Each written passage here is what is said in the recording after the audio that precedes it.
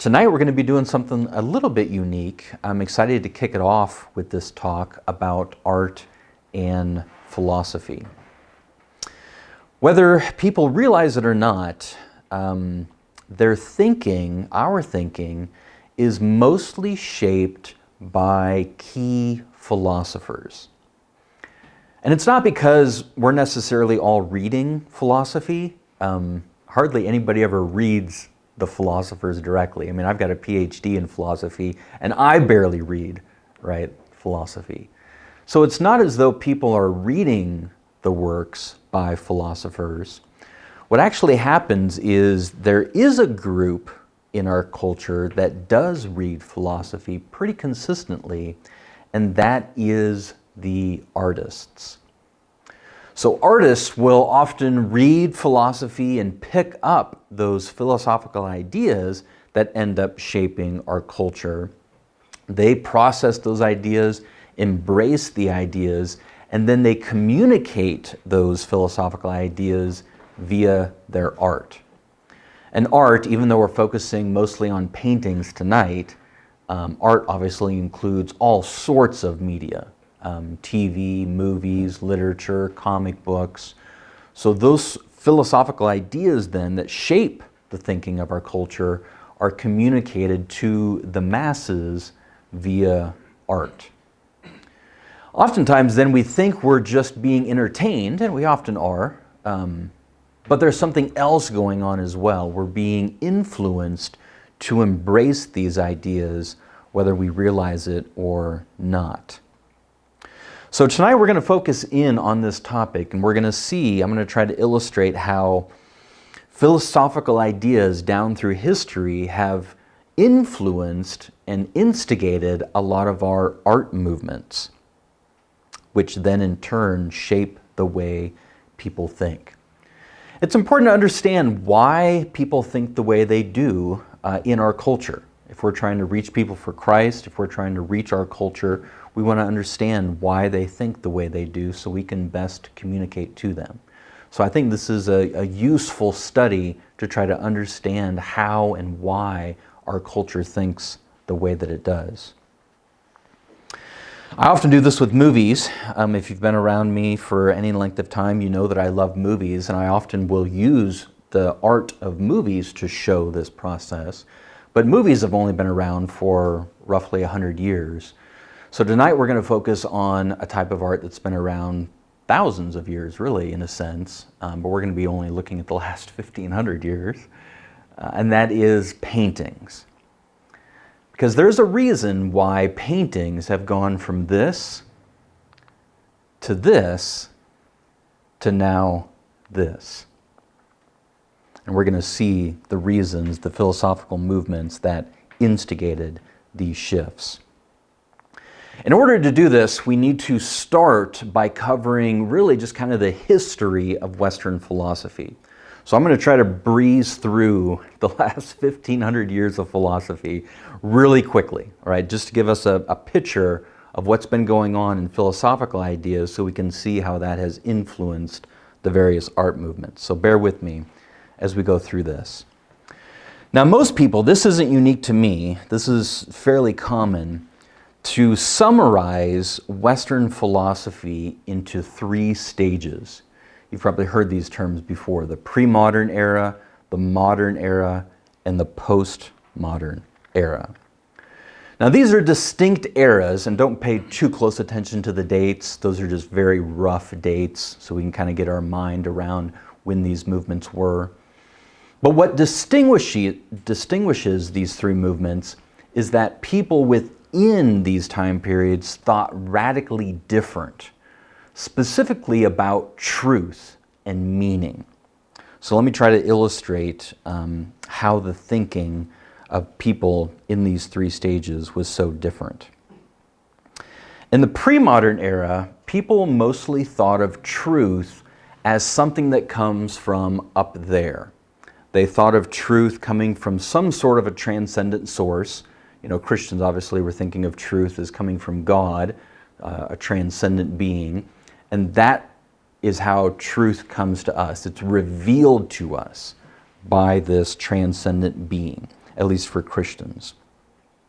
So truth was from up there. Things shifted in the modern era. In the modern era, it can be summarized by the idea that truth is found out there in nature. At first, they might have said it's found in creation, but eventually they would say it's nature out there. That's where the important truths can be found. And obviously then this is when science became king, because science helps us to discover the truth of nature. And that became the most important type of knowledge, finding truth, even meaning and purpose out there through our human reason, which science is just an aspect of our human reasoning abilities. The last era then we're going to talk about tonight is the postmodern era. Because things have shifted yet again, and postmodern thinkers, the best way to summarize them is they think more of truth as something that's found not up there, not from some sort of transcendent realm or transcendent being, not out there via science, but the important truths in life are found within. So internally, there was this huge churn inward in various philosophical movements of the 1800s and 1900s, looking for meaning and truth inside of us. Whether it was our desires, our passions, following our heart, so to speak, and that creates meaning, or through our choices. By the choices we make, we can create our own meaning. So let's just kind of walk through this. Like I said, we're going to zip through the last 1,500 years to make sure we have a good understanding of the philosophical movements, and then you'll see how these movements fit hand in glove with the art movements over the last 1,500 years.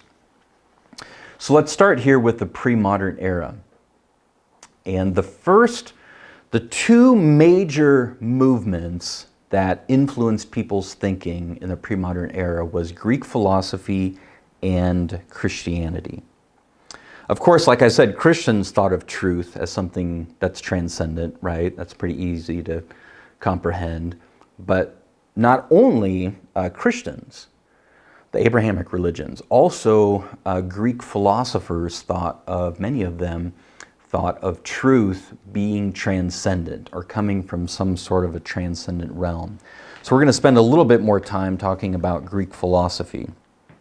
And to do that, I want to take one of the major Greek philosophers, none other than Plato, and just kind of walk you through his thought process when it comes to this idea of truth and how it must come from some sort of a transcendent realm. So let's think through one of the issues that Plato wrote about, and that is beauty. Beauty. Let me give you a summary of where we're going real quick before we do that.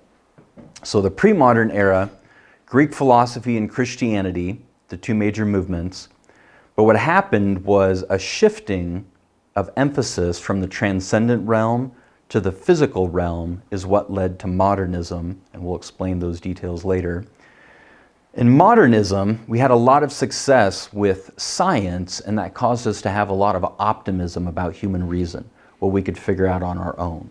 So modernism began with an extreme amount of optimism, but it quickly ran into several dead ends, and we'll all explain what some of those dead ends were.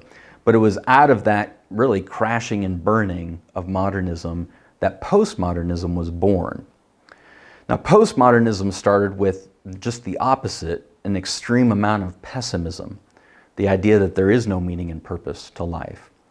But that was followed by this solution to the problem. 6 is kind of a solution to number 5, and that is that we can, even though we can't find meaning out there, or meaning doesn't come down to us from up there, we can create our own meaning to life. So that was their solution to this problem, that life is meaningless. Okay, so the Greek philosopher, Plato, let's just kind of walk through his thought process. Beauty. Consider the idea of beauty. And this is just Plato. If you read his works, you'll kind of see him thinking out loud and walking people through this, and we're just going to follow that same kind of method tonight. So think about beauty for a moment. And I'm sure you can imagine different things that have beauty, right? You might be thinking of a flower or one of Jeremy's paintings over there or a beautiful person. A lot of things have beauty, but to Plato at least, it seems like none of those things are beauty itself. He came to the conclusion that beauty must exist somehow on its own, separate from all the things that have beauty. I'll kind of show how he came to this conclusion through these various thought experiments. One of the thought experiments he had was, well, what if somehow all beautiful things were gone? Some evil maniac went around and destroyed everything that was beautiful. It could never happen, but it's a helpful thought experiment to think, okay, what if all the particular beautiful things were gone? Would beauty still exist? And Plato concluded it would. Plato said no, beauty, because there might be something in the future that has beauty. So beauty itself must exist on its own somehow. Beauty still exists as this universal objective truth, even if there are no particular beautiful things. The next question he had then, well, then where does beauty exist? Where is this truth, this universal of beauty? Where is it? And the first idea he had was, well, maybe it just exists in our minds. Maybe that's where beauty is. It's just in a universal truth in our minds. But then he said, no, there's a couple problems with this. First of all, what if all of our minds were gone? You know, what if all the humans disappeared somehow? Would there still be beauty?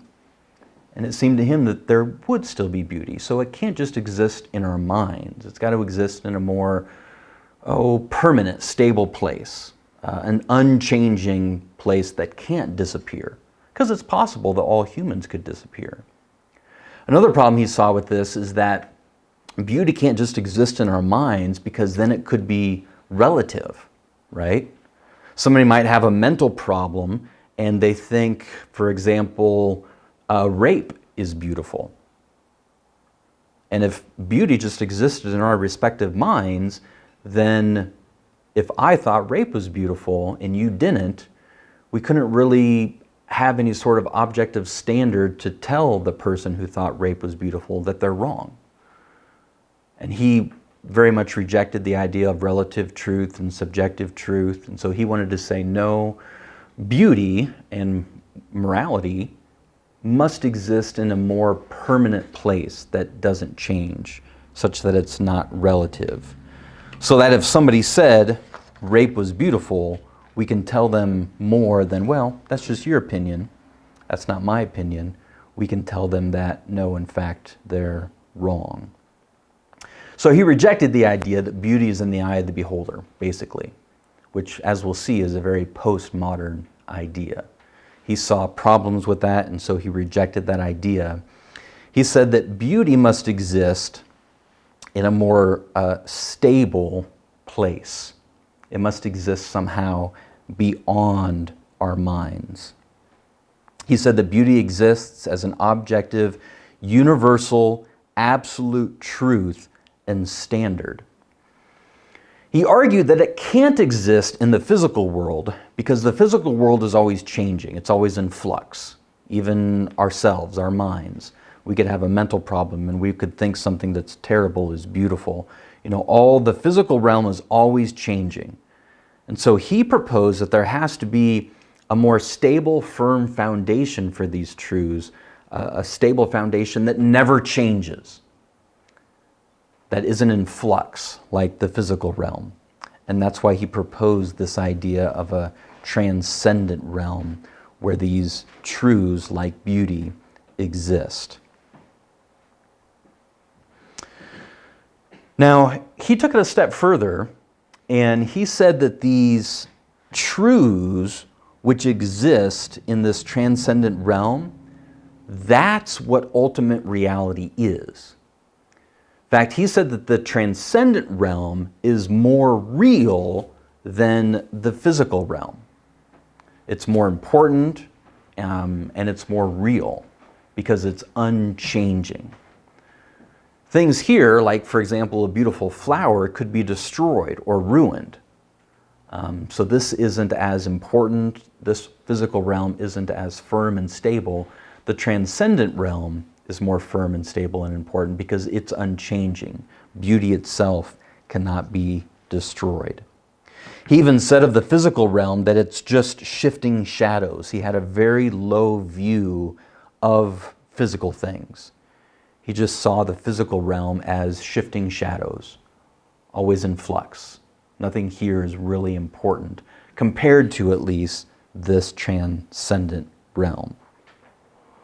So you might see why Alfred North Whitehead said of Plato's work that the European philosophical tradition is basically just a series of footnotes to Plato, which there's a sense in which that's true.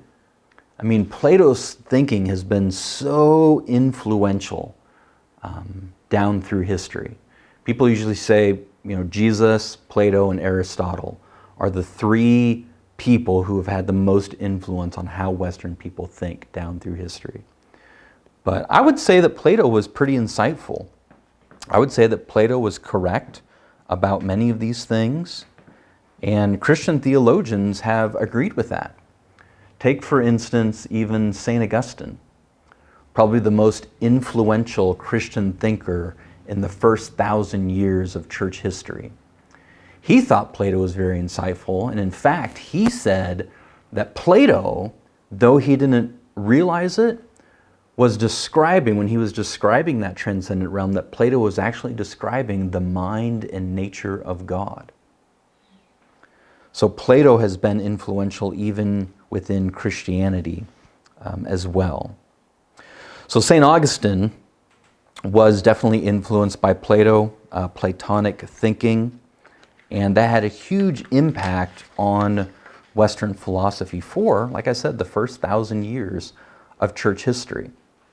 And one of the results of that is that learning and knowledge was all focused on these universals. So if you're going to study in academia during the first 1,000 years of church history, you're mostly going to be studying these ideas of beauty and virtues and morality, because that was the height of learning. Understanding these universals, understanding these absolute truths. That was what the focus of academia was. That was the height of knowledge. Compare that to modernism, where in modernism the height of knowledge becomes science, studying the physical world. So in fact, during the Enlightenment, people started looking back on this era as the Dark Ages, because there weren't any scientific discoveries. It was the Dark Ages. But there's a reason for that. They weren't studying the physical realm.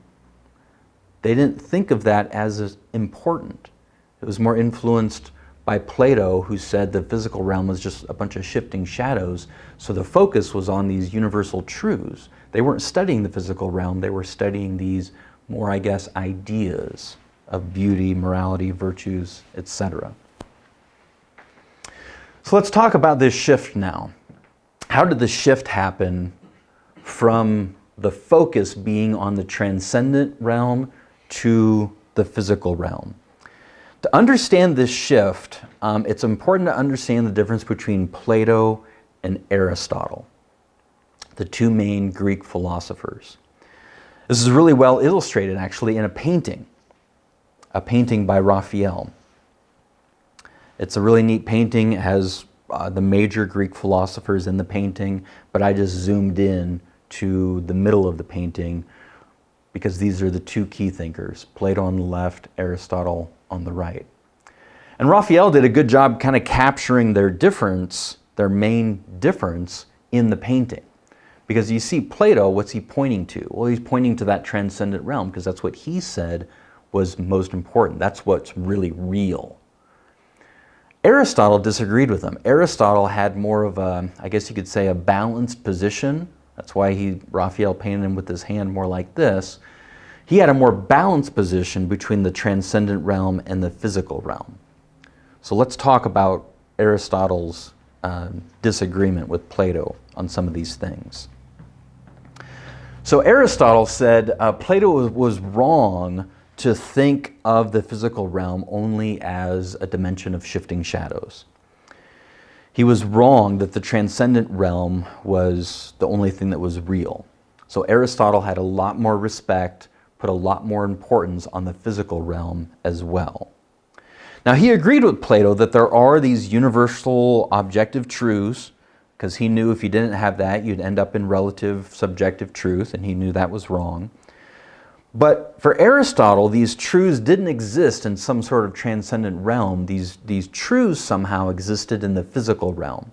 And there's been all sorts of philosophical speculation and theories about how that might work, because Aristotle wasn't crystal clear about that.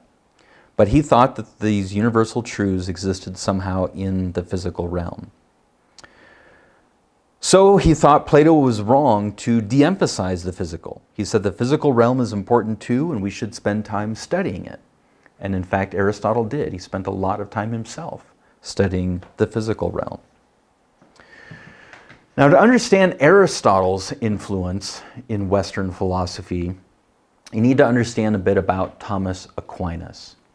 So Thomas Aquinas was probably the most influential thinker in the second 1,000 years of church history. So St. Augustine, the first 1,000 years, Thomas Aquinas, the second 1,000 years. And whereas Augustine was influenced by Plato, Thomas Aquinas was mostly influenced by Aristotle. Because there's a really neat story, and we won't go into it tonight, but there's a really neat story about how Aristotle's works actually got lost in the West for centuries.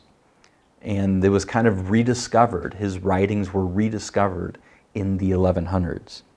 And that caused a lot of people to be excited and study his work. And one of those who incorporated into his Christian theology was Thomas Aquinas. Because Aquinas was more influenced by Aristotle, he had a better balance between the transcendent and the physical.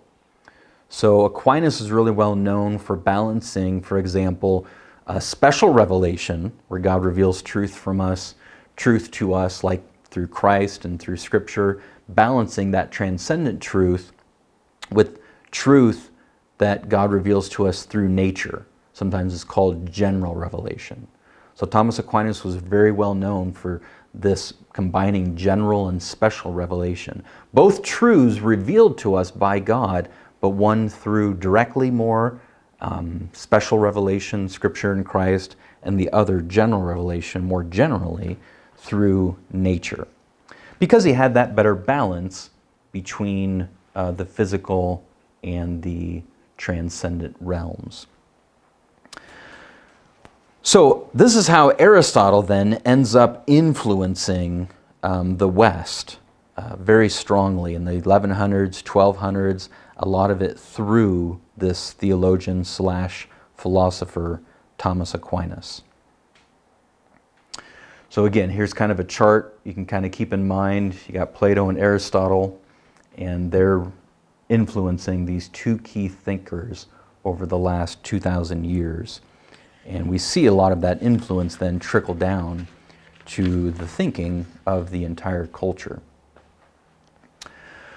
So now we're at this point, we're just zipping through history, but we're at a point now, the 1200s, where the emphasis is now shifting from the transcendent realm to having people being more interested in the physical realm.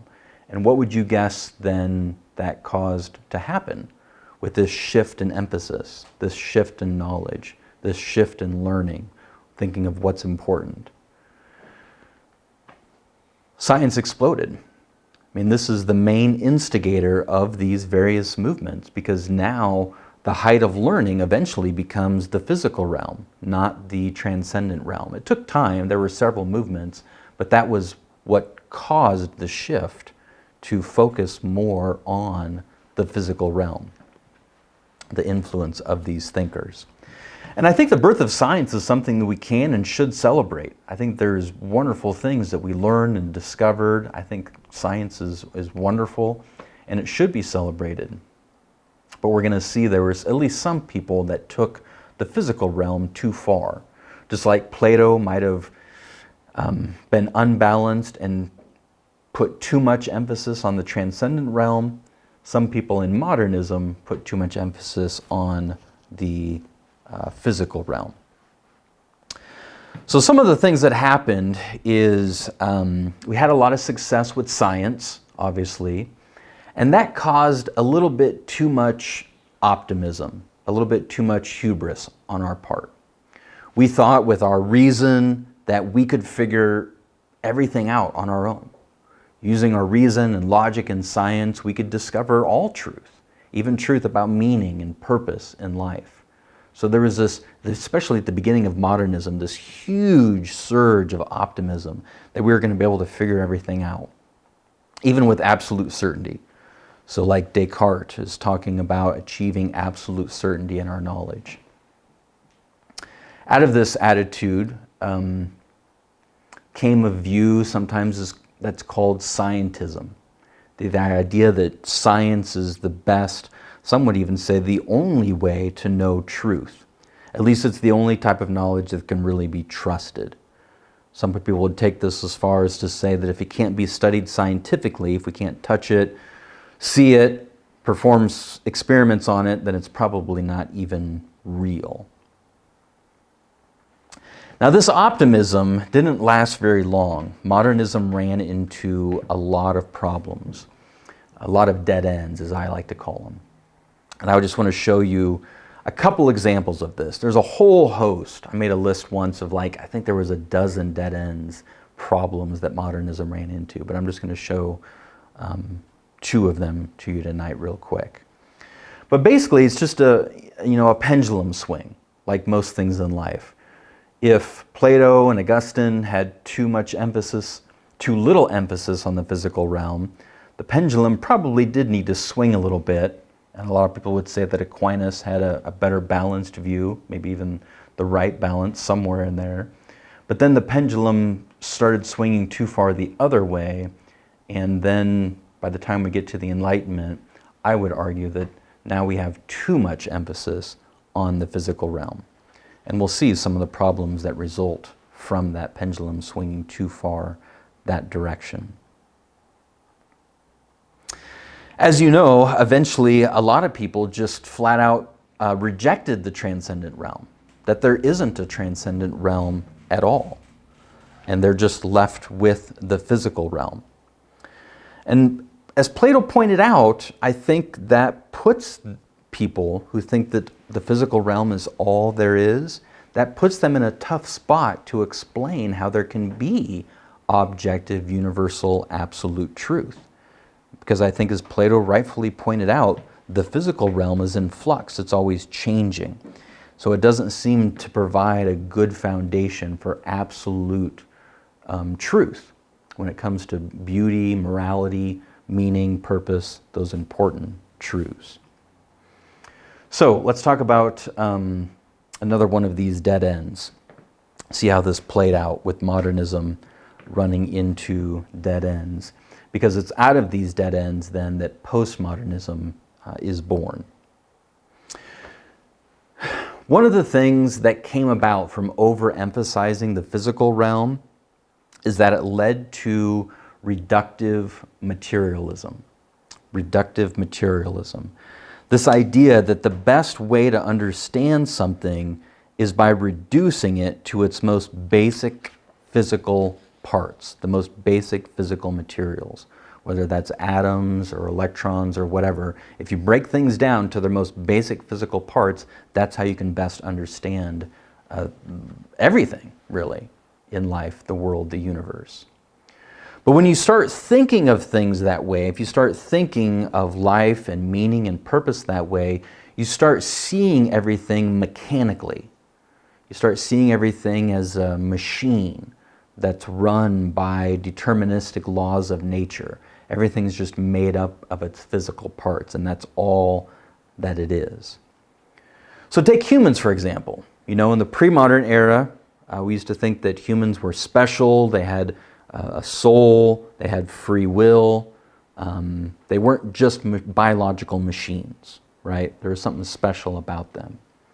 But when you get to the modern era, and especially when this mechanical view takes over, then we start thinking even of ourselves as mere machines created through a mechanical process of evolution.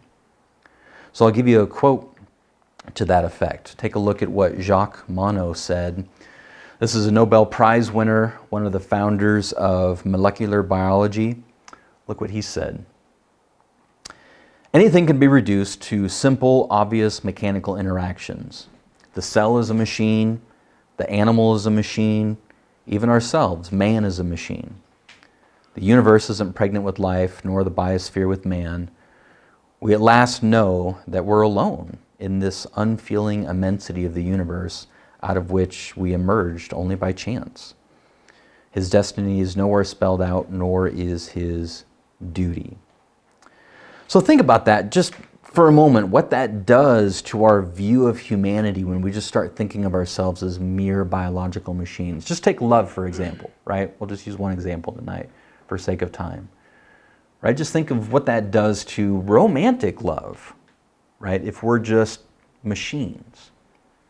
Well, if we're just machines, then love is a chemical reaction that evolution selected for because it led to greater chances of survival and reproduction, right? I mean, if a species didn't fall in love and want to have sex and have children, then that species would die out pretty quickly. And so this chemical reaction was just an accident that took place in nature, but nature selected for it because it led to greater chances of survival and reproduction. So you fall in love because that's what you were programmed to do. That's just your programming. And it's accidental programming. Nobody programmed it. It just happened accidentally.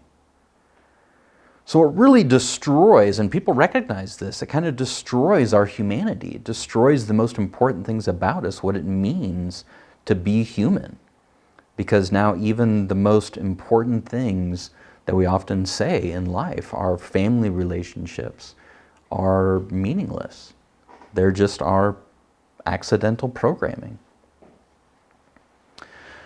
So, two examples of how modernism ran into a dead end.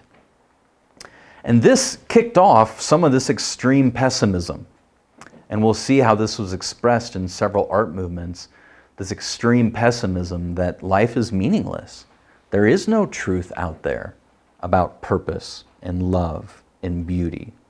Life is meaningless. So this caused a lot of depression, it caused a lot of anxiety, a lot of suicide, people just wrestling with this being no meaning to life. There's no meaning and truth up there because there is no transcendent realm.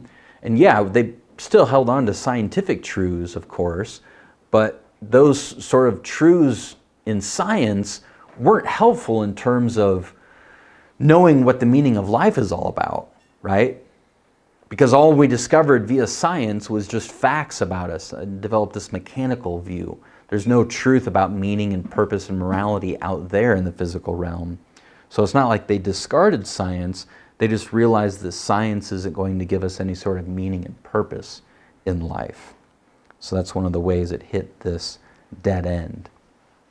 Here's another quote in that regard from Richard Dawkins, probably the most famous atheist in the world, biologist. He wrote, "We are survival machines, robot vehicles blindly programmed to preserve the selfish molecules known as genes." Get this is a truth which still fills me with astonishment. I've known it for years, but never seemed to get fully used to it. Imagine that. That's all life is. There's no greater purpose than just our selfish genes trying to reproduce. So that's what created this overwhelming pessimism. And our culture couldn't stay here, right? This isn't really livable.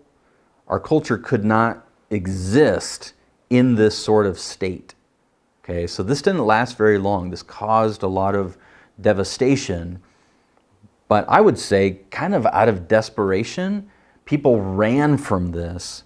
And you know, when we look at postmodern thinking, and we sometimes, especially as Christians, we think that postmodern thinking is so wacky and weird and crazy. But just kind of remind yourselves that they're so desperate for meaning and truth because they're trying to avoid this, okay? They're trying to avoid this devastating conclusion that there is no meaning to life. And so they turned inward for meaning. They turned inside out of, I would say, desperation, looking for some sort of meaning and purpose to life. So we're going to kind of see now the postmodern thinkers and where they turned at this point. Some of this might be seeming kind of abstract to you, so let me just use an example. I know when we're talking about truth, and especially the idea of truth being transcendent, can feel a bit abstract to people. So let me just give you a topic, okay, that is it's a hot topic right now in our culture. And let me just walk you through how thinkers from these three eras would think of that topic. And that topic is gender, okay?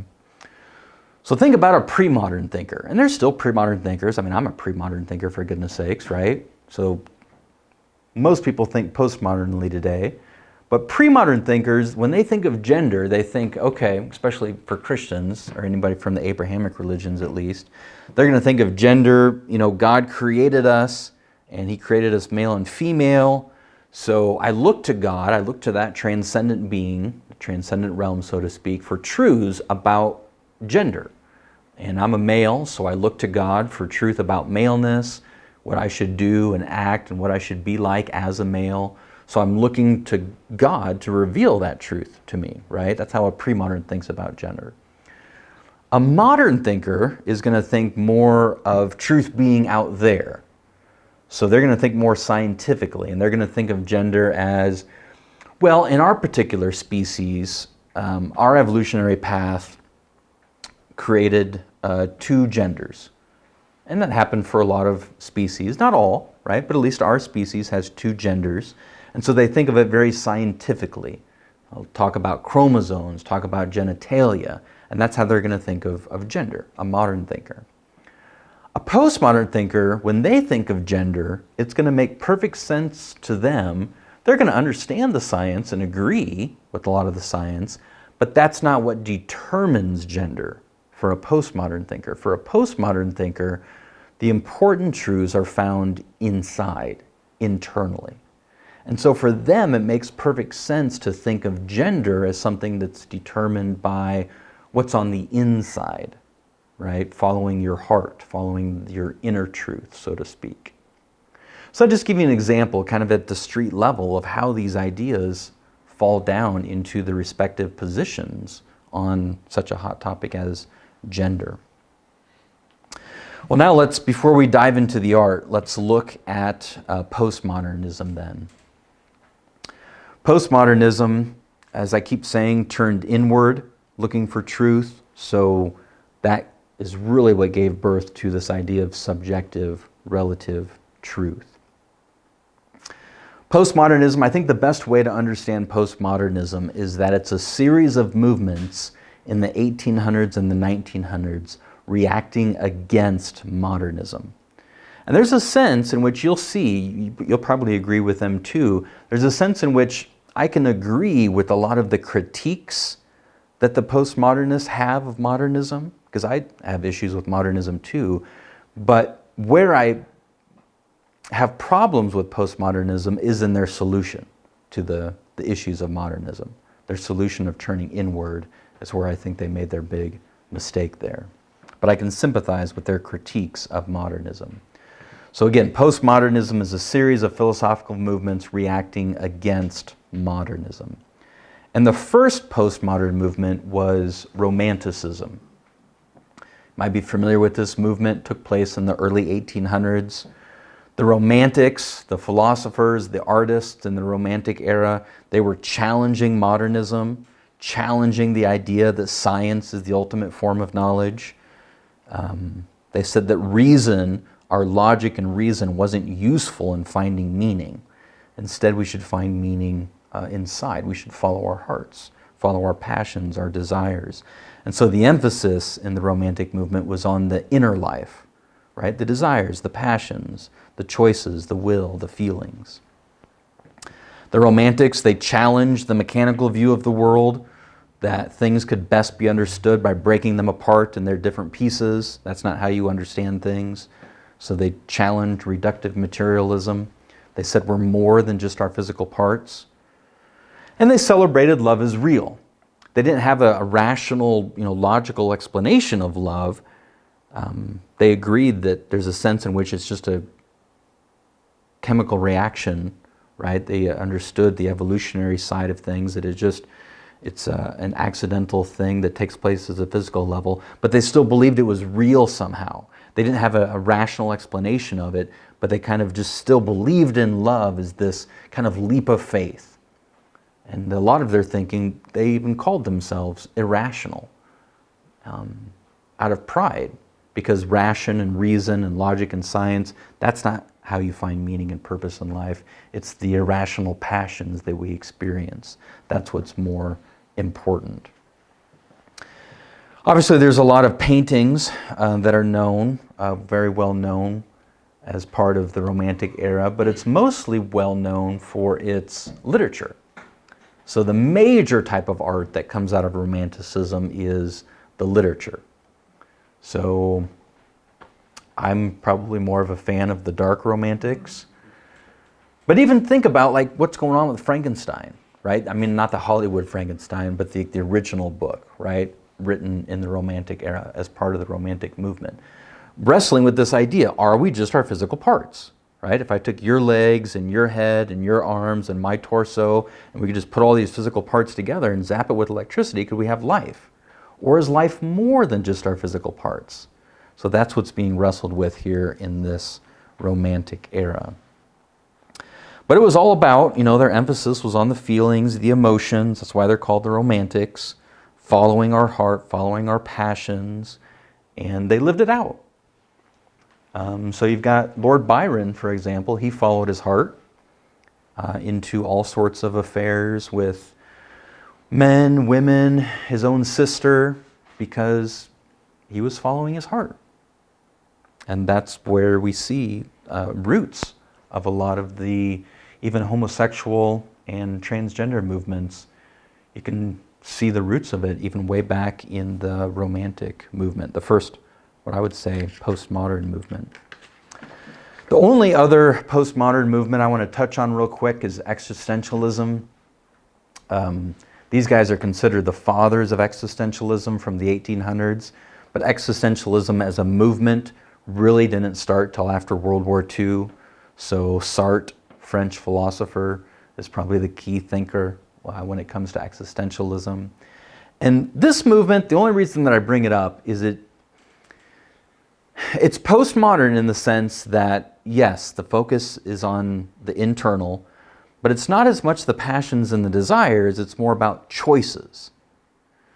So within existentialism, there's basically two steps. First, you have an existential crisis, hence the name existentialism. You realize that there's no meaning in truth, there's no God, there's no transcendent realm. Nature, science is going to help you out here because there's no meaning to be found out there. So there's no meaning to life. You have that existential crisis, and that's devastating.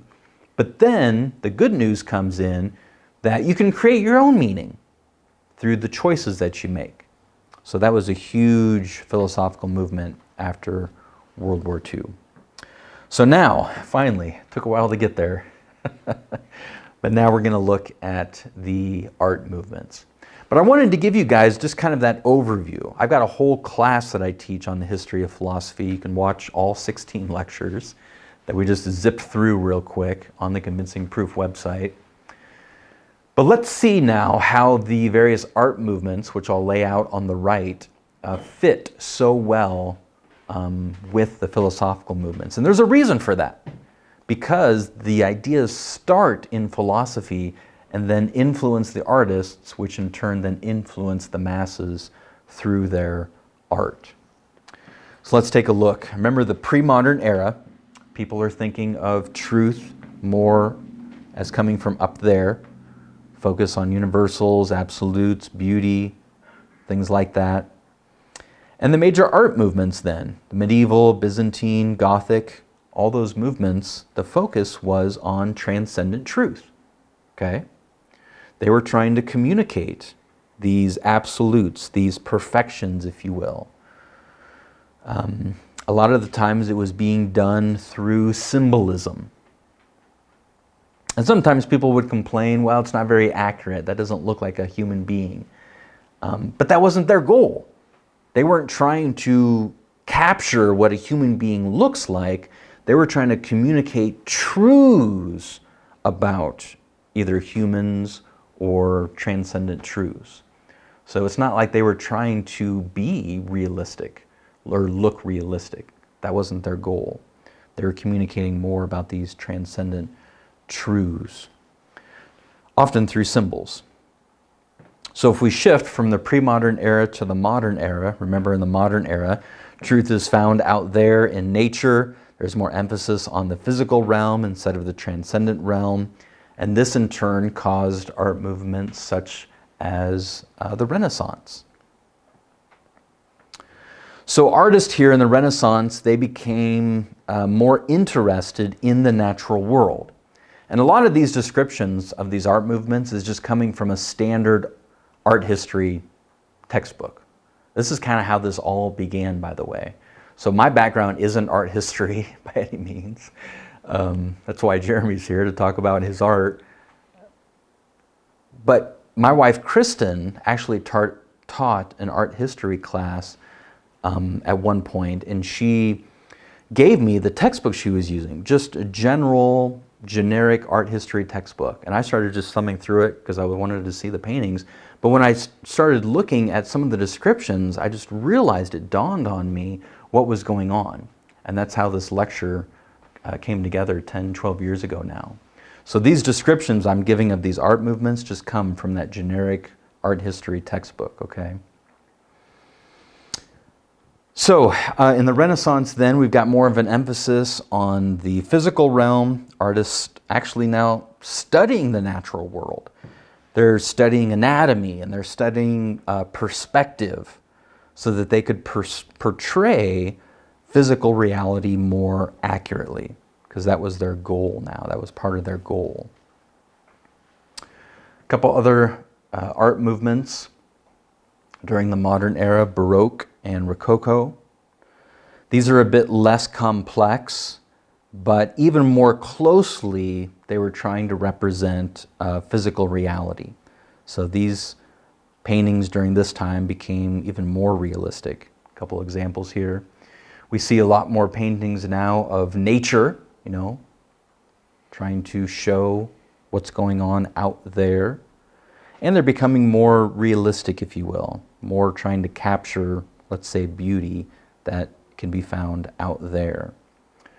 Another example, this is more Rococo style. But they're not painting transcendent things anymore. They're willing to paint just normal things that happen in life. Okay, there's nothing, I want to say nothing special here. I'm sure that boy was very special. But you know what I mean? There's nothing transcendent going on here. This is just a normal everyday thing that happened in life. But they're capturing that now. Whereas in the pre-modern era, they never would have even dreamed about painting something like this, because they're trying to capture or communicate transcendent truth. And this is just normal everyday life. And I love this painting so much because you know what it reminds me of? It reminds me of that scene from Christmas Story, when Ralphie comes down on Christmas morning wearing that bunny suit. Because you got the friends in the background, they kind of look like they're making fun of him. It just, I don't know. Maybe it was inspired by that painting, who knows? There I go back with movies again. All right, Neoclassicism, very interesting art movement, hearkening back to the style of ancient Greece and Rome. Very unemotional, so similar to science in the sense that it's just the facts, ma'am, right? Neoclassicism. And it's part of this revival of Greek philosophy, classical thought, ideas from that time period. So Neoclassicism was an interesting art movement. And then the last one we'll talk about in the modern era is realism, at least the realism of the 1800s. And this is now where Subjects are depicted in as straightforward a manner as possible. So realism, they're trying to, capture almost like a photogenic image of the subject, right? So you can't even hardly tell if it's a painting or a photo. It's that real. But they're not idealizing them, so that would be different, again, from the pre-modern era, where there's no ideals being communicated here, right? It's just trying to capture a reality that's out there, because that's what modernism was all about, truth out there. Okay, and the last philosophical movement, the last era that I would say we're kind of still in now, we'll talk about that more towards the end, but at least when it comes to postmodernism, remember the idea that truth is in here. Truth comes from within, either from our passions or our choices.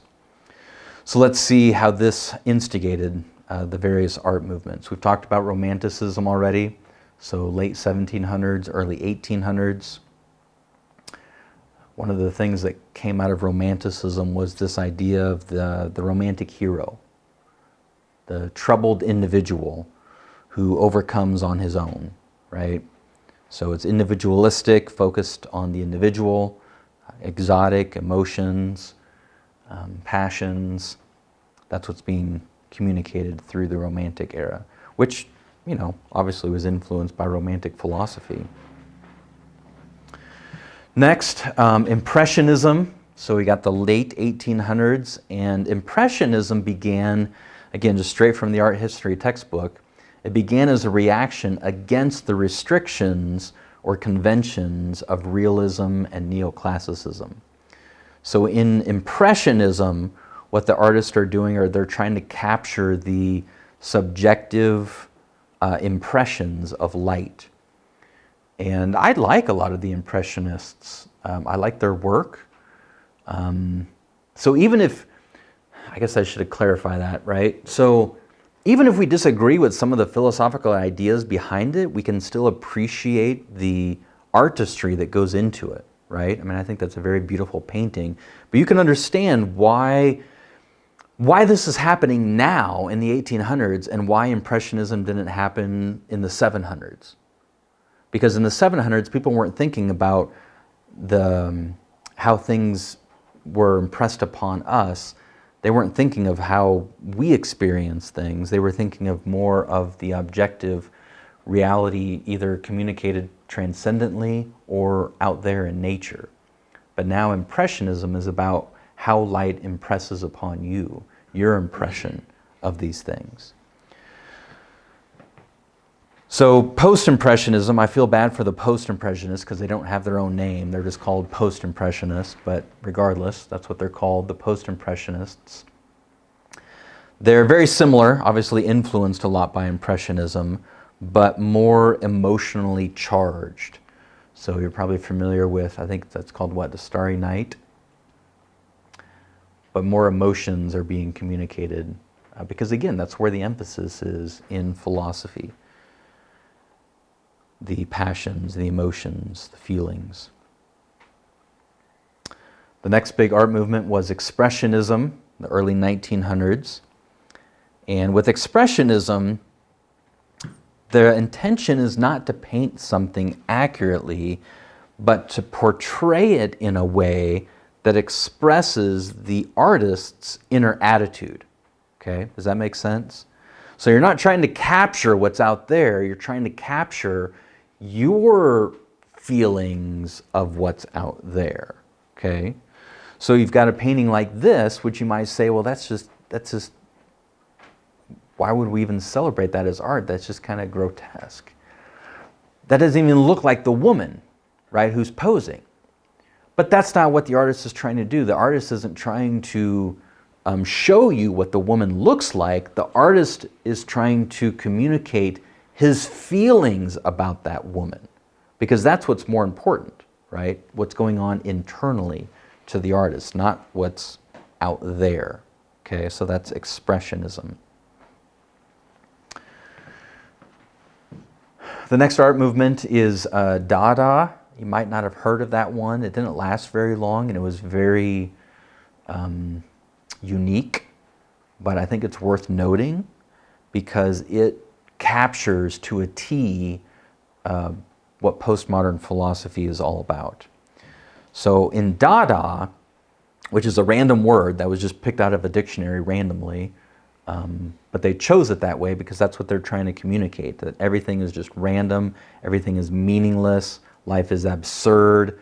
So if you think about it in terms of existentialism, they're trying to capture really the first step of existentialism, that everything is absurd, the theater of the absurd. Everything is random and meaningless, okay? So you've got this Dada movement, and they're using absurdities to protest traditional ideas, using even just random objects as sculptures. Okay, so you might have heard of this before, the urinal that was just flipped upside down and called a sculpture. Okay, but the artist Marcel, I think it's pronounced Marcel Duchamp. It's French, so you never say the last couple consonants, right? But look what he said, though. Look what he said about it. I think this really helps us understand why this became art, where you could take a urinal and just flip it upside down and call it art. Because when he was asked about it, the artist, if you can call him that, he said that when he explained his sculptures, he said that they're everyday objects raised to the dignity of art by the artist's act of choice. So you see, that's why it's art, because the artist says it is. Truth comes from within, from our, in this case, our choices. So art is what we say art is. And that's why even like on Facebook today, I posted that 1-minute video, because this is still going on today. If you saw that video, it's about, somebody found or fashioned a banana peel, literally a banana peel, to look like a woman's vulva, and hung it on the wall with duct tape and sold it for $13,000 as a work of art. Just this week that happened in Denmark, of all places, right? We went to a lot of art museums when we were in Denmark in April, and we did not see that, thankfully. But this still goes on today. And one of the reasons they set that price for the art, the banana, that looks like a vulva, supposedly, is because the more famous banana as art sold for like 1.2 million. That was that banana that was just duct taped to the wall a few decades ago, if you remember that.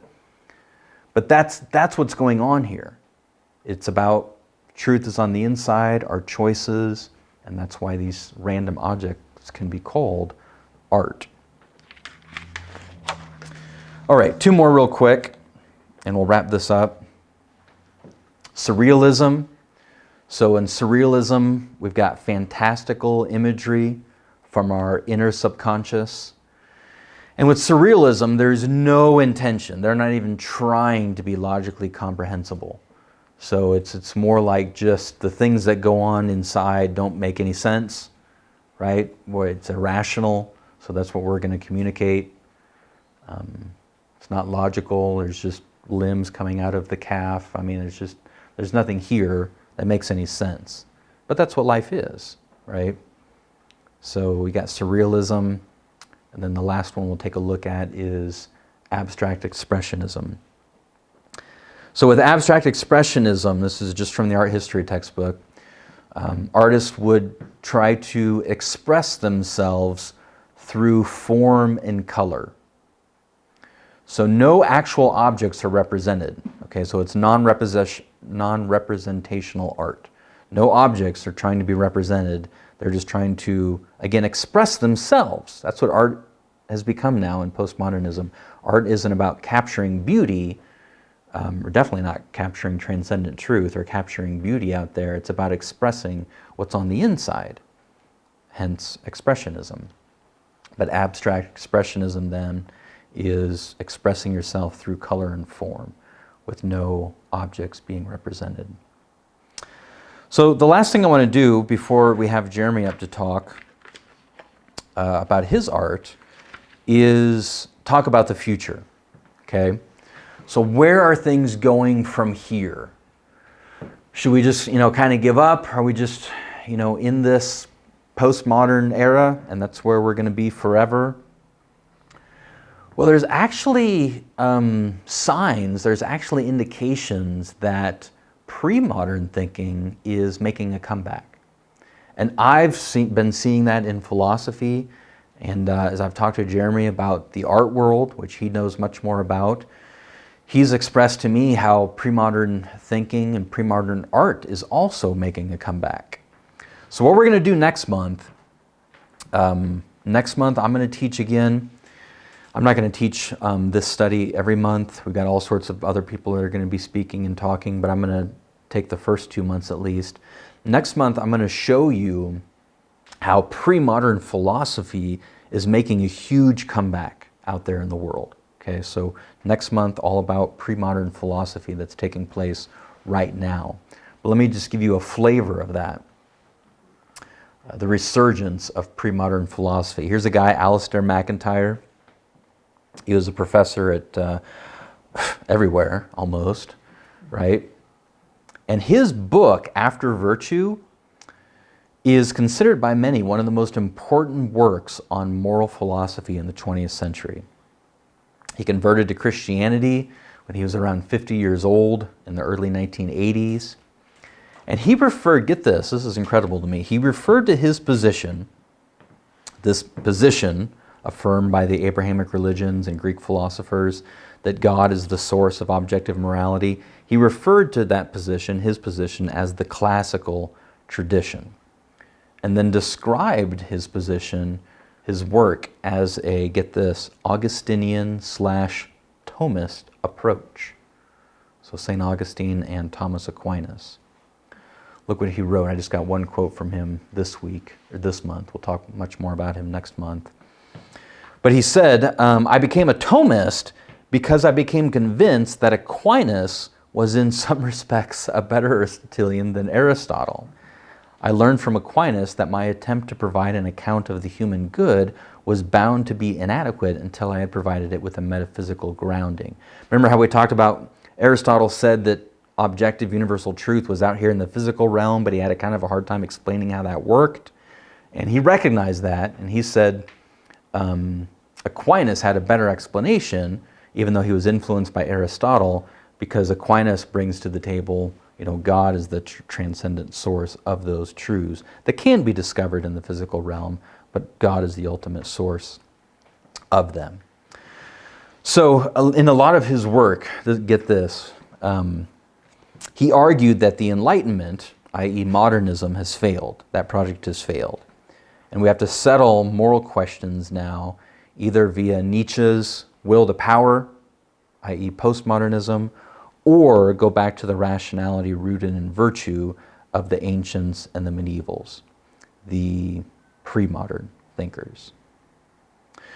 So we'll talk next month more about how pre-modern philosophy is making a comeback.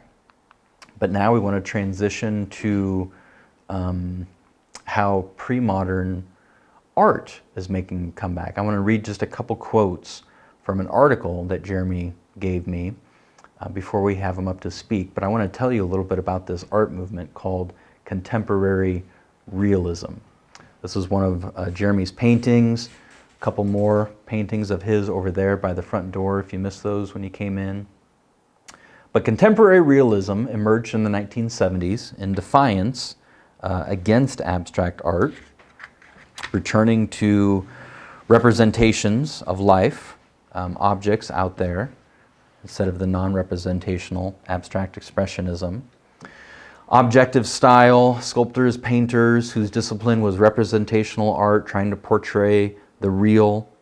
In this article it says the real has become cool again in this particular art movement. A big part of this art movement is the Art Renewal Center. If you watch that PragerU, Prager University video that I put on Facebook, they talk about the Art Renewal Center because that's a big part of this contemporary realism movement. Jeremy's exhibited some of his work with the Art Renewal Center, and I want to read just two quotes to you from an article on the Art Renewal Center's website. that Jeremy pointed me to. So take a look at this. I know it's kind of a long quote, but I think it's worth it. Take a look. They said that realism is a universal language that enables communication with all people. Postmodern and abstract art is not a language. It's the opposite of language because it represents the destruction of the language of fine art and is therefore the absence of language. The absence of language means the loss of communication. It takes away from mankind our most important characteristic, the ability to communicate in great depth, detail, and sophistication. In the case of fine art, the postmodern paradigm banished the only universal language that exists, realistic imagery, with the techniques and skills required to achieve it. Realist artists strive not to be engulfed by despairing of the brevity of life or the certainty of death and loss. This, together with the absence of meaning, is the central belief of existential nihilism. So here's an artist writing about it who knows his philosophy.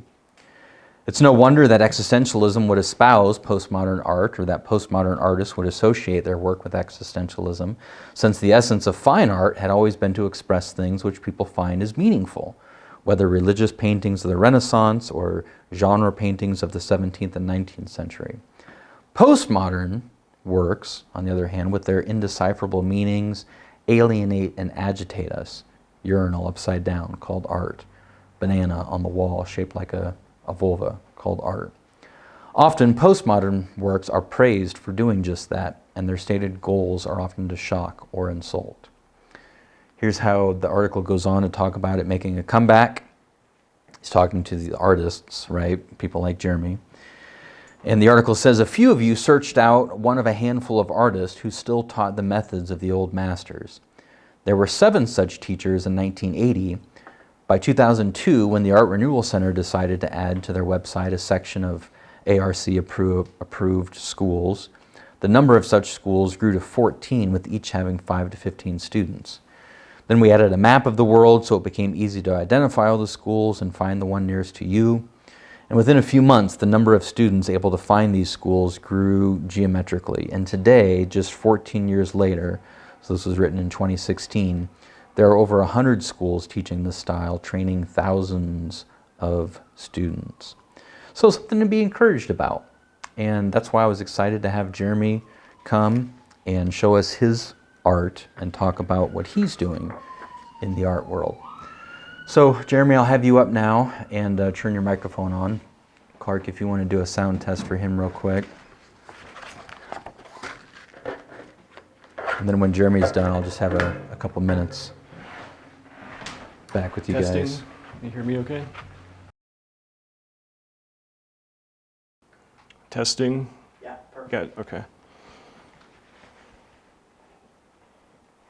So typically when I talk about my own art, I am in the middle of a painting demonstration where there is an audience much like this or larger even, and I have my back turned to all of you, and so this is a different experience for me for sure.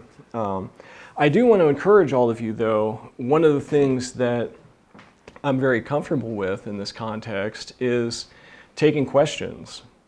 So even when I am painting and demonstrating my own techniques and talking about my history and biography as an artist, I'm constantly being interrupted. So if you have a question that comes to mind that you want to throw out there, I would encourage you to do that. But I thought I would just start with a little bit of biography. I'm largely known for still life work that falls into more of a light and shadow type of school of art. There are a number of different schools you can think of: Impressionism or illustration. I would fall into more into that light and shadow camp, if you will. But my life as an artist started quite early, and my first memories literally were of drawing and painting. It would seem that God made this an intrinsic part of who I am. And as a child, I enjoyed the act of picture making, and it was a natural outlet for me to express the world that I was involved in, and the natural world for sure, and a world that I see ultimately as created by God. I was very inclined as a child, and that inclination led to dedication, and that dedication came fairly easy to me. So as time progressed, people began to acknowledge me as an artist, and that certainly fed my interest and gave me a bit of push, if you will. So as far as my path, though, as I moved through high school and was exposed to more different thoughts and different schools of art and studying the Renaissance and all these different periods of art, I found myself very interested with realism in general. And that was nothing that anybody did to encourage me to do that. It was just my point of identification with art. So as I began to explore realism more, even in my teens, there's always this discussion about, well, what are you going to do with this? What do you want to do with your life? And some of you are still young enough to be thinking about those things. The path was always presented to me as you go to a university, you study art, and you go into some sort of a commercial art field. That was really the only option that was ever presented to me. And so I knew pretty seriously or pretty clearly that that was not the path that I was interested in pursuing. I guess maybe I'm too independent to want to work for someone, but I wanted to keep my focus on fine art, but did not understand a path towards pursuing it. So I want you to keep in mind too, I'm old enough that all of this is happening in a pre-internet age. So, yeah. And I think remember that aspect of things here, because a lot of what I'm getting at, my bio is an example of how things are changing and how things are evolving within the world. So that's largely why I'm sharing this. So I had decided, rather than going to university, I decided to get a non-art job, completely unrelated to art. And I did this largely because, one, I wanted to raise a family, and I wanted to explore art on my own terms. So I did this on evenings and weekends, and I really believe that all this turned out to be a pretty good decision. One, I have a great family, which I'm very proud of, and I found that as my kids were getting older, that I had more freedom to explore and more freedom to be serious about it. So in mid-2000s, I decided to make a major push with my own work. And this happened to come at a time where, guess what? We actually had the internet. So that was pivotal for me, honestly, because I went from a world that had told me that there was no path to a world where there is now freedom to find your own. And I found that there was actually quite a bit of support for the type of work that I was interested in. And I discovered that a person could, rather than going through a university to study art, could actually go directly to another master artist and study with them. And so I started taking workshops with other artists, and they were all artists that fit into the type of work that I aspired to create. During this time, I discovered also an art organization called Oil Painters of America. They're very similar to ARC, except they're focused mostly on just North America. And OPA's mission is to further representational art in North America. And so I left the full-time working world in 2019 to paint full-time after studying with a number of artists and really finding a footing through showing my paintings through Oil Painters of America and ARC, things started to become possible for me to pursue this full time. So now you may be wondering, like, really what's behind this resurgence, and I think that there's some very, very simple things that are the keys to it.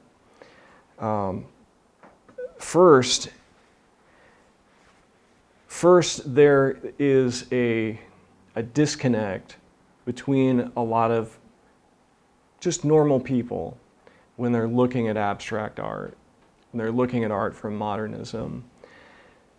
It's hard to relate to, and that created an opportunity for realists, I believe, to really make a resurgence. And with having the internet now, they're able to go directly to the audience, and they don't have to rely upon universities or museums to be that gatekeeper or to provide them with credibility. Credibility can now come as an artist through groups like ARC, through Oil Painters of America. There are a whole host of galleries that exist now that specialize in realist art and representational art. And so things just continue to develop more and more as time goes on. Social media, I think, has also played a really pivotal role in this as well. It's given artists a platform to be very direct in their ability to express what their work is about. And again, you're not relying upon any organization to speak on your behalf. You can speak as an artist for yourself.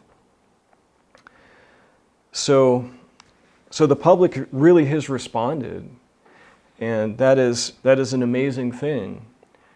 I personally think that even during the 50s, 60s, and 70s and stuff, where you see a lot of institutions really pushing modern art, abstract art, there's still people out there that were interested in representational work.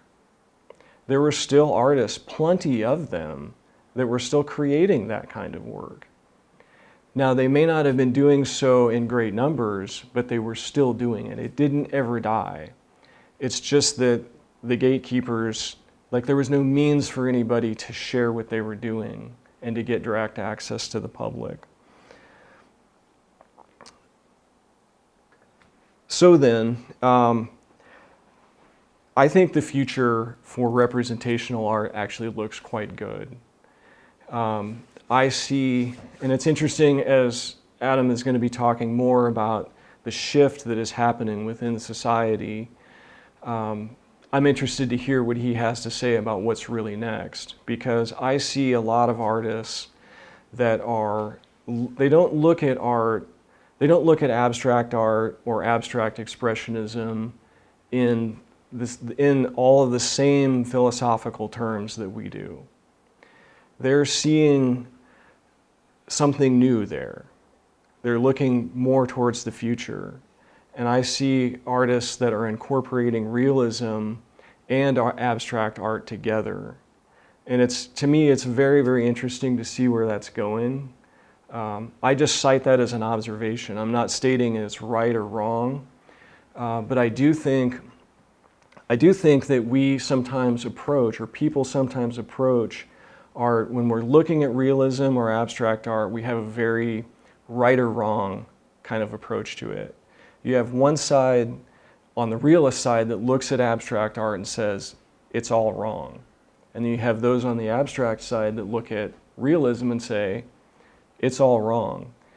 And I think that artists now are maybe looking at things with a little bit more balanced perspective, in the sense that there are discoveries that have been made during the era of abstract art that have validity. There are things that we've discovered about color relationships, even nuanced things of the tension between different line weights. And what I mean by that is, you take a thin line and a heavy line, there's a certain tension that exists between them. And it may be hard to accept in a way, but abstract artists have helped us to understand and quantify those things. So it's important to not look at this thing in a completely right or wrong context, totally. Now, I think Adam's done a really good job of really explaining the overarching philosophical underpinnings of things and how dangerous some of those things can be. And there is a lot of right and wrong that exists within that. But I do see, even like in my own work, I do see that I am not just looking totally back to a pre-modern thinking, but there is a certain willingness to see abstraction, to see how shapes and colors and things work together, and to see that as truthfulness, something that God has ultimately put in place. And even if I may disagree with some of the things or some of the people in a lot of ways that made some of those discoveries, if they're making a discovery about something that is ultimately true, that God has put in place, then I should not be afraid of it as an artist at all. So, you guys were all very quiet. I was expecting some sort of a question or something, but please. Yeah. Yeah. So you're asking what the definition of art is? Yeah. Yeah. What definition do you maybe it's best for Adam to answer that question, the philosopher. Yeah, I mean, honestly, I'm really not that concerned with the answer to that question, to be really honest with you. I know what I want to do with my own work, and I'm not really that concerned about what other people are doing or what other people think about it. So to me, and this isn't a total cop-out in a way, because being an artist, I'm willing to let the philosophers and the public judge what I'm doing and let it be what it is. So, yeah. Okay. Interesting subject. Yeah. And I mean, there's some history there for sure. I started out painting portraiture, was really my first love. And one of the things that I discovered is that there are some difficulties in involving other people in the process of creating art. Commissions are driven today largely by commissions, portraiture is. And so this gets back to my nature of not wanting to work for other people. When you take a commission, you're largely working for them. But what I discovered was light and shadow through portraiture. So that translated extremely easily over to still life. Okay. One of my discoveries in the process of reorganizing around still life was that form, the communication of form on a two-dimensional surface, was of particular interest to me.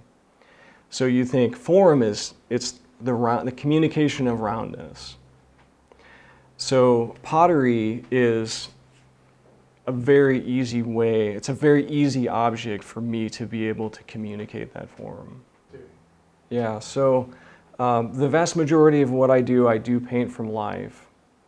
So I do think that is an important part of realist painting.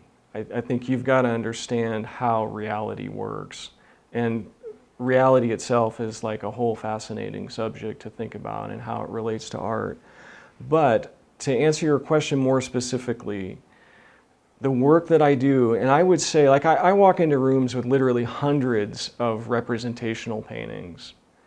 They all have an extraordinary degree of uniqueness from each other. And there's something going on there. And that is the fact that when an artist, we are translating something.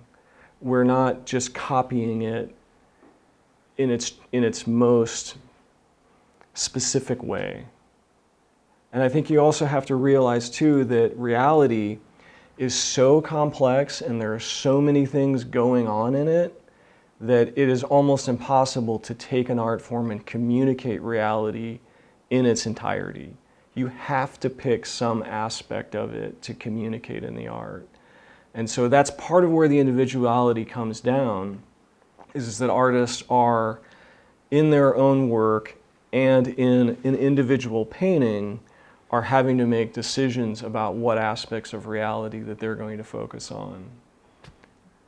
Otherwise, a painting is overwhelming and confusing to look at. You have to distill it down to something. Go ahead. So who creates your pottery? You know, so like this piece here is mid-1800s Spanish. This is contemporary pottery. So I buy pottery from antique stores, importers.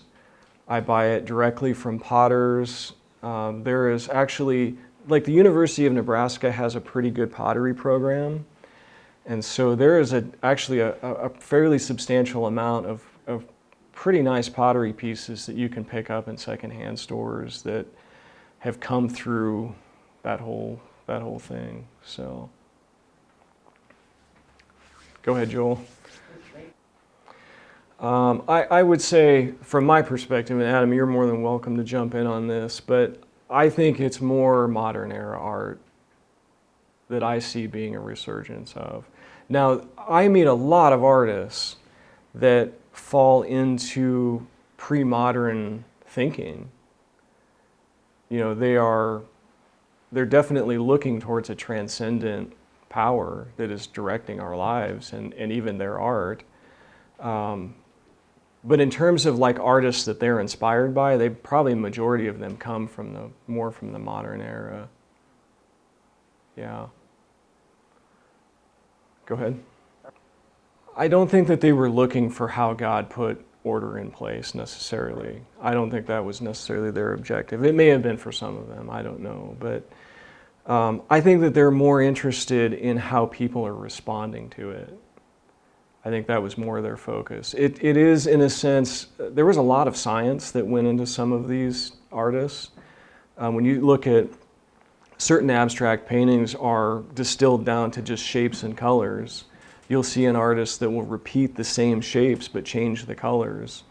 And he is exploring how people respond to those shapes and colors and all these different combinations. So this has had relevance because, like, when you look at the whole world of marketing, like you walk into a McDonald's, all those colors, like somebody has studied that, like to the nth degree, to try to gain some sort of advantage within the world of selling hamburgers or whatever.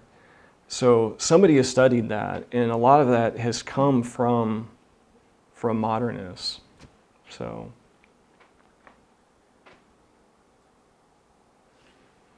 Any other questions?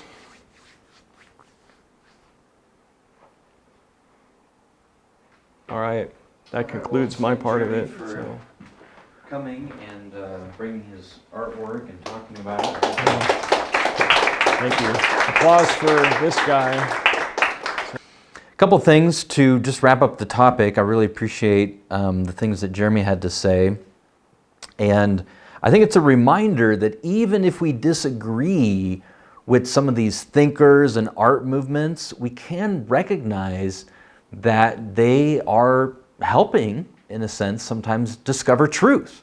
Okay, so as much as I talk, for example, against existentialism, right? I think overall existentialism was a poor movement, and it was a postmodern way of thinking. But one thing that I can appreciate, for example, with the existentialists, is their emphasis on free will.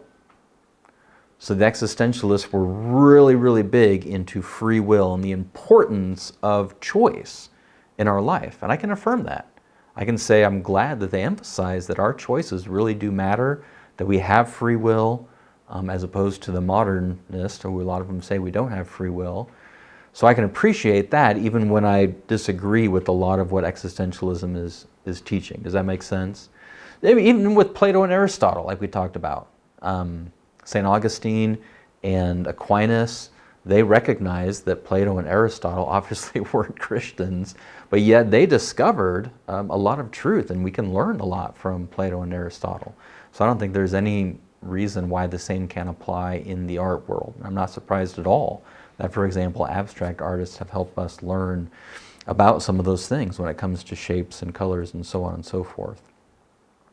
I will say it's interesting, and Jeremy and I have had so many conversations about these things over the years, but I was reminded again tonight when he said that abstract art was just not connecting with the everyday normal person.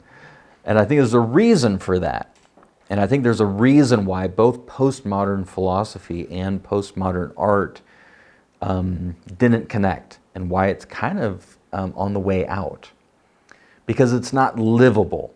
And I know more about philosophy than I do about art, so let me just talk about postmodern philosophy for a second. Postmodern philosophy just isn't livable. This idea that truth is relative, that morality is relative, that rape can be right for you but wrong for me. I mean, those ideas are fun to think about maybe in a college classroom, but once you go out and try to live that, it can't connect with the average everyday person because it's not livable. You can't really live in a society where for some people rape is okay and for other people it's not okay. Those things just aren't livable. And I'll give you an example of that. Francis Schaeffer uses this example all the time, but it fits in really well with what we're doing tonight. And it was a guy who was part of the Dada movement, but more in the musical realm, okay? And I forget his name. We can look it up. You could probably look it up faster than I could right now. But it's a guy who used a piano. He had a piano recital and would gather hundreds and hundreds of people, and famous people would come for this piano recital. And then it was either him just staring at the piano for 2 hours, or it was just him banging on the keys for 2 hours, okay? And that was his piano recital, because that's what art is. Art is just random, it's absurd, it's meaningless, it's just whatever we choose it to be. So by my choice, either the audience going or by him doing it, it's the choice, their choice that made it art. But that doesn't connect with the average everyday person because it's not livable. And the way that Francis Schaeffer illustrated how that isn't livable is that this guy was also an avid mushroom hunter. But Schaeffer pointed out that if he applied that sort of thinking to his mushroom hunting, he'd be dead in a week.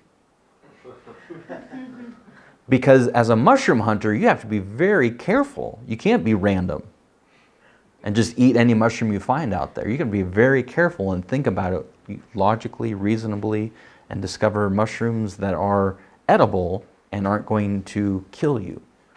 So even though, like I said, these things are fun to think about, maybe in a college classroom, they're just not livable. And I think that's why postmodern art didn't connect with the average everyday person, and why postmodern philosophy really is on the way out. It didn't last very long because it's not livable. So I can take some questions. I know we've gone longer than we expected, but maybe for 5 or 10 minutes, if you guys are willing and able, if you want to do a Q&A till 9, we can. Otherwise, we can be done. Same question to you. Your definition of art? Yeah. I think the artist would probably do a better job with that than philosophy. In my opinion. The artist knows better than to answer the question. Yeah. The guy in the PragerU video, I think, did a pretty good job with it. I'm going to forget his name, but if you saw that PragerU, and we'll put it for the YouTube video, we'll put it down in the comments. But this PragerU video, it's only about 5 minutes. You know, it's got millions and millions of views, and he was describing why postmodern art is so bad. He showed how it's bad, but he didn't really explain philosophically where it came from. He just showed why it's bad and shouldn't be considered art. So I think he would do a better job defining it than I would. But I remember him saying some things, and I would affirm this, that there's got to be an element of skill to it, okay? There's got to be an element of skill and ability, okay? So that's got to play a role for something to be art, if there's skill and ability involved in creating it. There's got to be some aspect of beauty involved in it, okay? And so as a pre-modern thinker, I'm going to be thinking of these things more objectively. So I wouldn't say beauty is in the eye beholder. I would say that there are objective standards of beauty that ultimately come from God, His nature, if you will. So it's got to incorporate some aspects of objective beauty. And there's probably several other aspects that need to play a role in something being art, but those are the first two that come to mind for me. It's kind of like, it can be a little bit slippery defining anything. So like when you're trying to describe or define the essential attributes of being human, what does it mean to be human? What are the essential attributes of humanity? Is it having 10 fingers? Well, no, because I could lose some of my fingers and I'd still be human, right? So having 10 fingers probably isn't essential to being human. Is rationality essential? Yeah, it seems like that is kind of something that's unique about us. So then we can start trying to decipher exactly what is essential in the definition of being human that makes us human, that's separate from anything else. You can do the same thing with art. What makes art art that's separate from something else? There's got to be some essential qualities there that make it art, and I would think that would be some of them, right? Skill and ability, some sort of objective standard of beauty, and there's probably others. We do the same thing in philosophy when it comes to like knowledge. What exactly is knowledge? Is it warranted human belief? But it's slippery because you're trying to fill in and all the caveats and all of the justified true belief, right, is a common. But then people have shown, well, maybe knowledge is more than justified true belief. Maybe there's some nuances there. So all that to say, I think we'd run into some of the same problems with art too when you're trying to define what is art essentially. But those are the first two things that come to mind for me. Any other questions, thoughts? The mushroom hunter is named John Cage. Yes, John Cage is the piano random player. So random piano, but can't be random in your mushroom hunting.